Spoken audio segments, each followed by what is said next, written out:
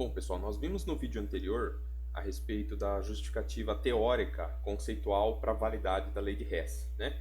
Então a gente viu que a entalpia ela é uma função de estado. Então, quando eu tenho uma transformação que leva dois ou mais, ou quantos reagentes forem, né, para uma certa composição de produtos, a variação da entalpia dos reagentes para esses produtos aqui, ela é a mesma se essa reação acontecer de forma direta ou se essa reação acontecer na forma de muitas etapas. Então, quer dizer, se eu não sei a reação, se eu não sei o ΔH dessa reação direta aqui, eu posso descobrir esse ΔH através da soma de vários ΔHs de várias etapas que coletivamente sejam equivalentes a essa reação direta. Então, em outras palavras, eu posso usar várias outras reações para somar essas reações como se elas fossem etapas, de modo que o resultado líquido dessas etapas seja a reação que eu estou buscando. Como que eu faço isso? Eu vou pegar as reações que normalmente são fornecidas no exercício, mas caso elas não forem fornecidas, vocês podem buscar reações na literatura que tenham os mesmos reagentes e produtos e organizar elas da forma como a gente vai fazer agora.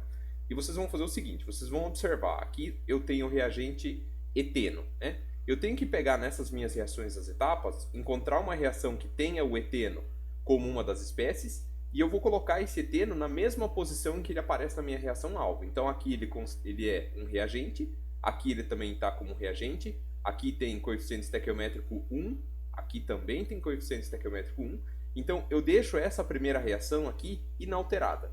Tudo bem? Ela já está, digamos assim, de acordo com a posição e a quantidade que eu tenho do eteno na minha reação alvo.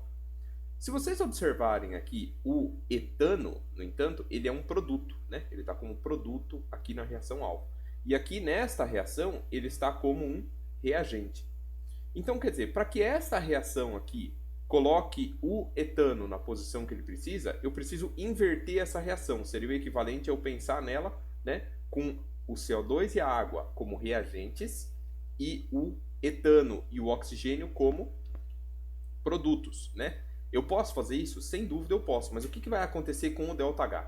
Como o ΔH é uma função de estado, se eu mudei o estado inicial e final, o valor numérico do ΔH ele é o mesmo, só que muda o sinal, né? Porque se eu liberei 1560 joules nesse sentido da reação, nesse sentido aqui, se eu quiser inverter o sentido, eu vou estar absorvendo a mesma quantidade de entalpia.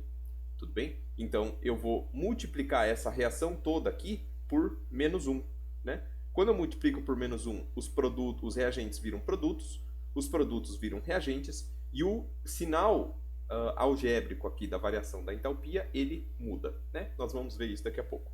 E por fim, o hidrogênio, ele também está aqui como um reagente, ele também está aqui como um reagente, então eu não preciso mudar a posição dele, nem mudar as características dessa reação química aqui. Portanto, a entalpia também vai ser a mesma, né? A variação da entalpia vai ser a mesma. Em outras palavras, para a gente conseguir expressar essa reação de cima como a soma dessas três etapas, eu preciso apenas inverter a reação do meio. Então, no momento em que eu inverto essa reação do meio, eu vou chegar nessa situação aqui. Eu mantive as duas reações, a primeira e a terceira, idênticas. Agora comparem, né? Se for necessário, voltem o vídeo um pouco. Comparem que estas quantidades aqui eram exatamente as quantidades que estavam nos produtos antes e essas daqui estavam nos reagentes. E o sinal da entalpia, que antes era negativo, passou a ser positivo. Então vamos observar o que vai acontecer aqui do ponto de vista das espécies químicas, né? O C2H4 aqui, o eteno, ele está aqui e não antes da seta, percebam. A nossa divisão aqui, ela vai ser essa linha da seta, né?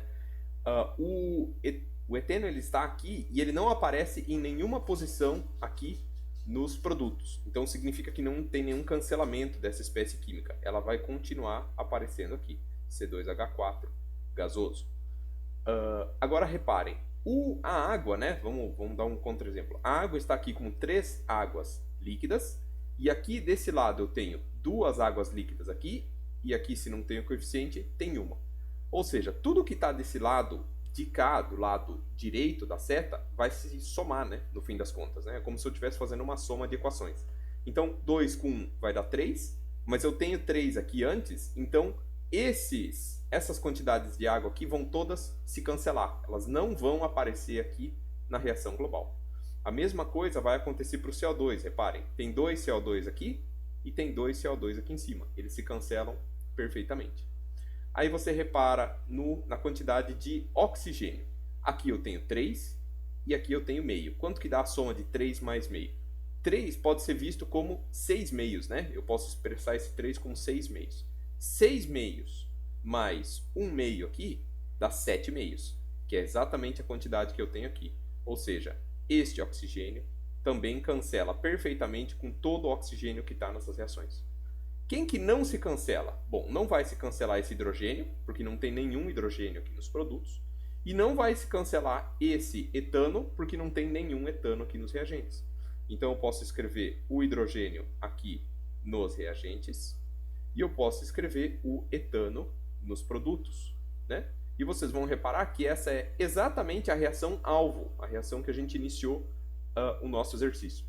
Como a soma dessas 3 etapas escritas dessa maneira resultou na minha reação alvo, eu posso garantir que a soma dessas 3 variações de entalpia aqui, de cada uma dessas etapas, vai resultar na entalpia da minha reação.